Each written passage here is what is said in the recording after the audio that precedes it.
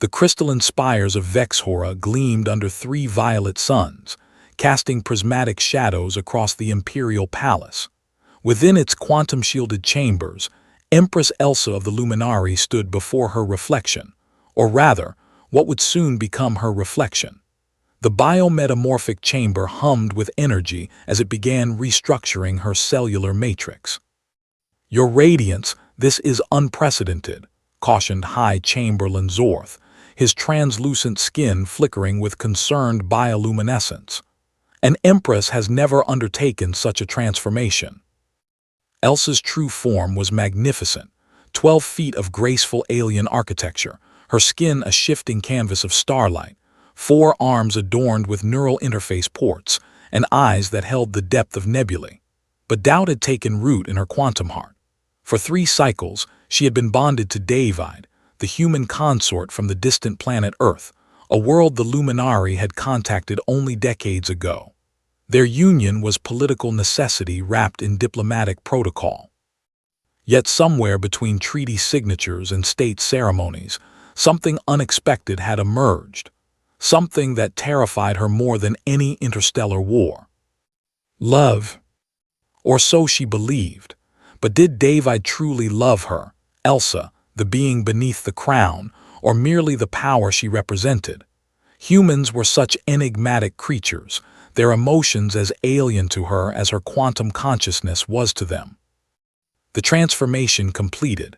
Where the Empress had stood now appeared a simple Luminari servant, smaller, dimmer, unremarkable. Her bioluminescence was muted to the dull glow of the working class. Her neural ports were covered. She was nobody.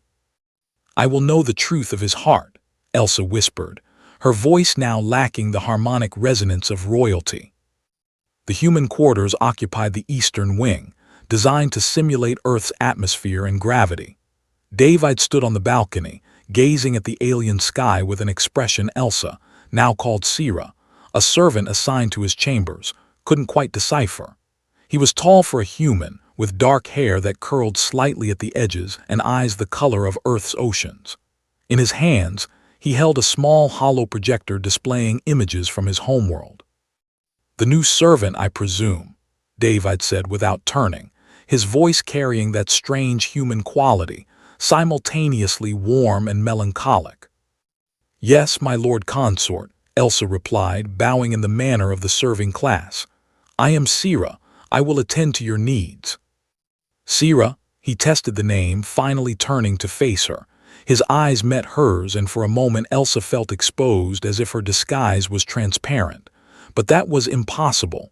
The biometamorphosis was perfect, DNA deep. "You have kind eyes, Sira. Welcome."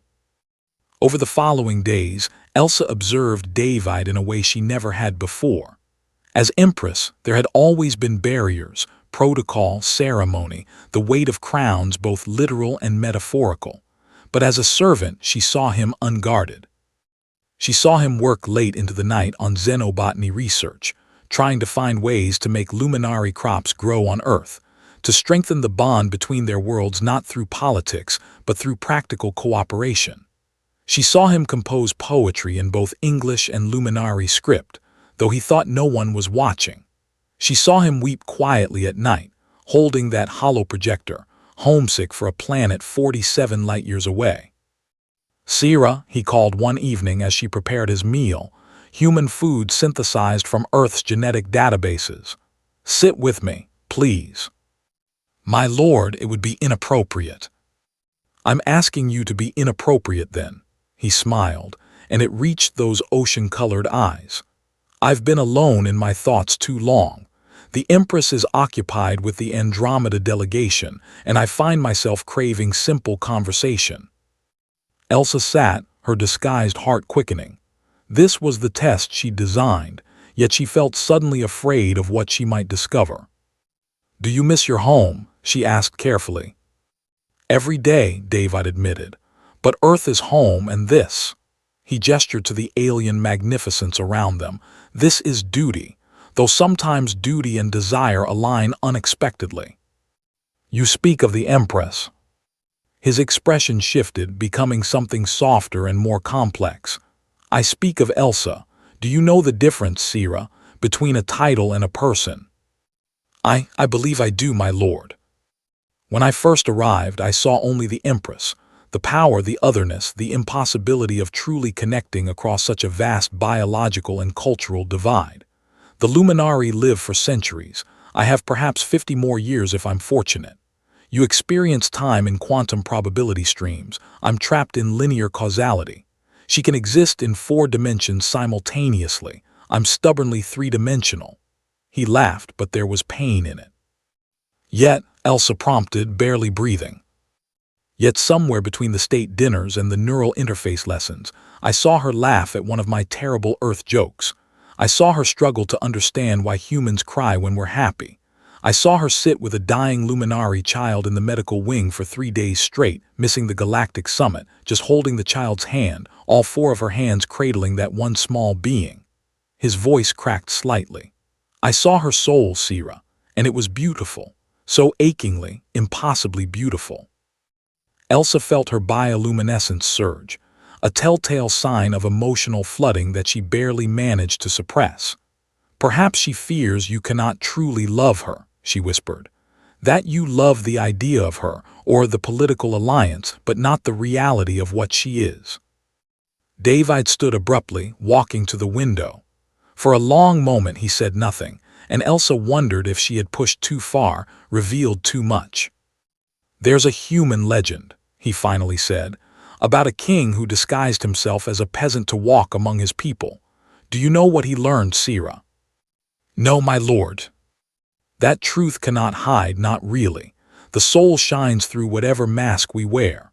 He turned, and his eyes, those impossibly perceptive human eyes, locked onto hers with an intensity that made her certain her disguise had failed. Love sees beyond the surface, beyond even biology. It recognizes the essential spark, the quantum signature, the whatever you want to call it that makes a being who they are. He crossed the room and knelt before her, breaking every protocol. So let me be clear, I would know Elsa in any form she took.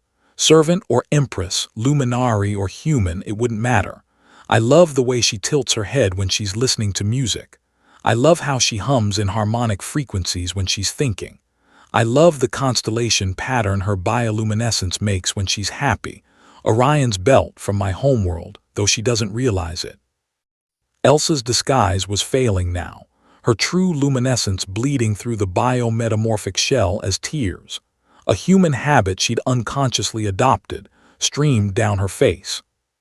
I love that she's testing me right now, David continued, his voice gentle, because it means she's as terrified and hopeful as I am. And I love that she doesn't realize I've known since the moment she walked in, because no disguise could hide the way she moves, the rhythm of her quantum heartbeat, the soul I've memorized in meditation and dreams. The biometamorphic shell dissolved completely, and Empress Elsa stood in her true form, magnificent and vulnerable, all pretense abandoned. How, she whispered in her true harmonic voice, the transformation was perfect.